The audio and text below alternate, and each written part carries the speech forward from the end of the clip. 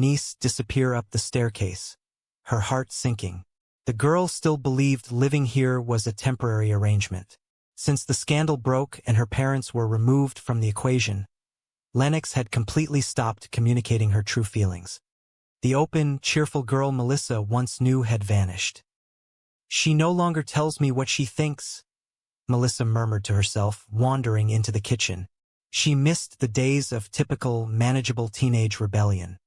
She missed hearing phrases like, "I will sneak out of the house, Aunt Mel," or "Let us get matching tattoos, Aunt Mel," or the classic, "Because I said so, Aunt Mel."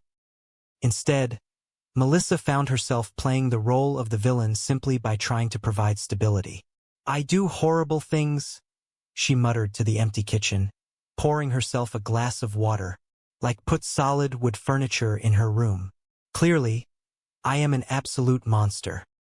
The doorbell chimed, interrupting her quiet moment of self-pity.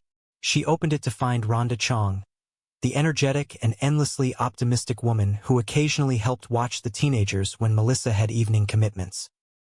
"Of course the girl is difficult," Rhonda said, breezing past Melissa into the foyer, having apparently overheard Melissa's monologue through the door. "Do you not remember what you were like at 15 years old?" Melissa closed the door, shaking her head.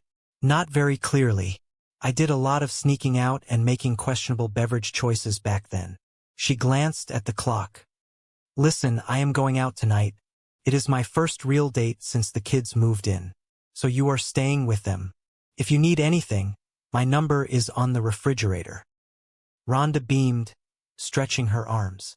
"The basketball coach says Ryder needs a better jump shot. Do you have a hoop in the driveway?" "Yes," Melissa nodded. "We have a hoop."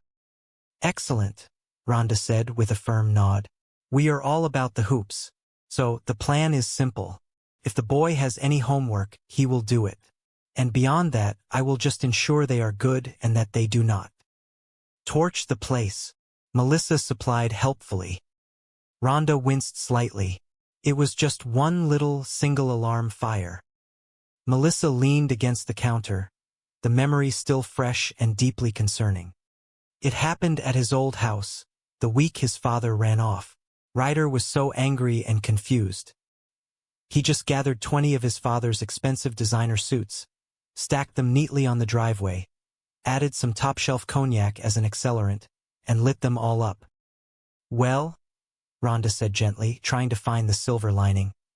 "In a way, we all need to let our feelings out every now and then." "No, we do not," Melissa countered firmly. "The urge to set expensive things on fire is an urge we must repress. But thank you for babysitting, Rhonda. I have not had a romantic evening since I became a sudden parent. It has been so long. I am actually feeling nervous." Melissa hurried upstairs to her bedroom, pulling 2 different outfits from her vast closet. She held them up in front of the full-length mirror, evaluating her options. "All right, what do you think?" she asked her reflection. She held up a sleek, sophisticated navy dress. "These lines say smart, independent, a woman with a bright political future."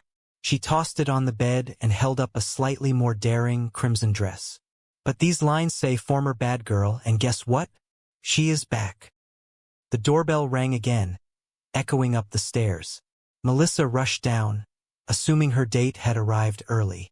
Instead, she found Lennox standing by the door, wearing heavy boots. "What, are you going hiking?" Melissa asked, bewildered. "Those are your boots," Lennox replied dryly, pointing to the footwear in question. Before Melissa could question her further, the house telephone began to ring shrilly. Rhonda, who had been organizing the kitchen counter, picked it up. "Hello? The Burke residence," Rhonda answered pleasantly. Her expression quickly morphed from cheerful to deeply concerned. "Yes, hello? The middle school principal? She did what? What exactly did she do? When? Where? Really? Today?" Rhonda lowered the receiver, looking at Melissa with wide, apologetic eyes. "Lennox did that." Melissa snatched the phone from Rhonda's hand. "Mrs. Principal? I find that incredibly hard to believe.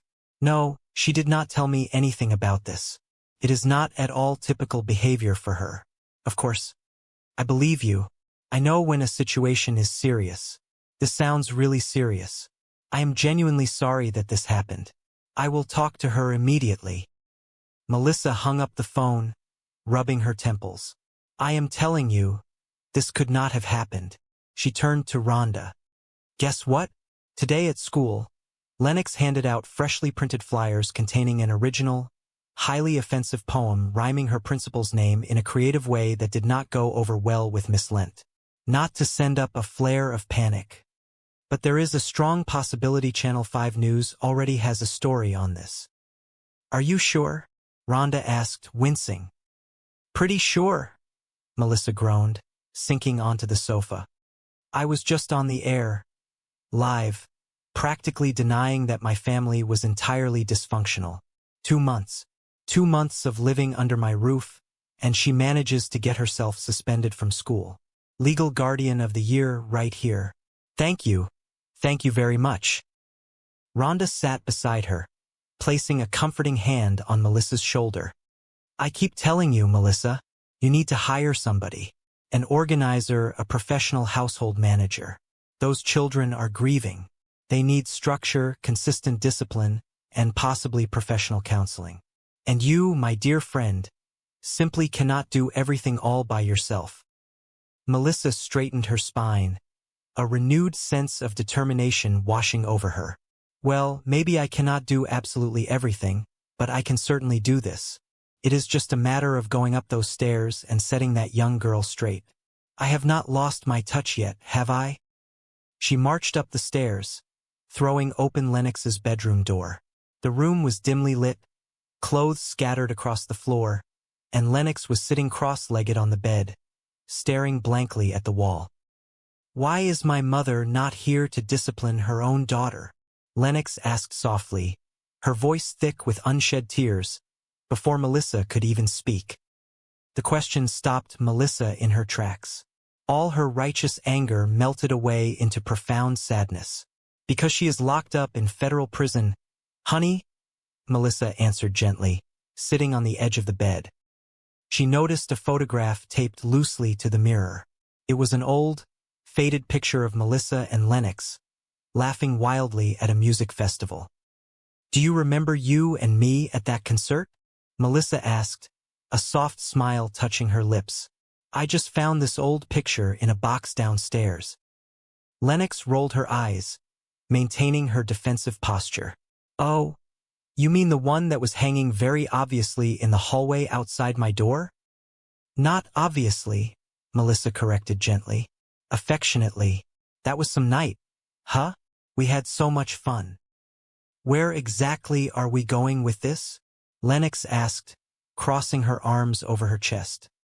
I was just remembering the good times, you know? Melissa said, trying to bridge the massive gap between them. Times when we actually shared things with each other. When we told each other important things. Things that perhaps happened. Today? Lennox let out a sharp sigh. Oh, come on. You really did not think I got suspended with something you might actually want me to share.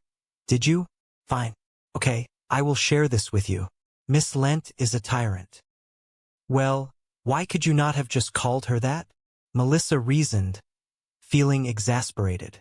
Instead of writing a poem about, you know. Lennox looked down at her hands. I never got in trouble at my old school. That is because your parents bought the school an entire indoor swimming pool, Melissa reminded her gently but firmly. It did not even have a spa attached, Lennox mumbled, feigning indifference. Like, what is up with that? Whatever. Melissa took a deep breath. Look, Miss Lent is expecting a formal apology. You and I have an appointment down in her office at 3 o'clock tomorrow afternoon. Great, Lennox snapped, falling back onto her pillows. You let me know how that goes. Lennox, until you sit down and talk to her, you cannot go back to school, Melissa warned. Oh, well, Lennox said, staring at the ceiling. Guess I am not going back to school. Of course you are, Melissa insisted, her voice rising slightly. This is your education.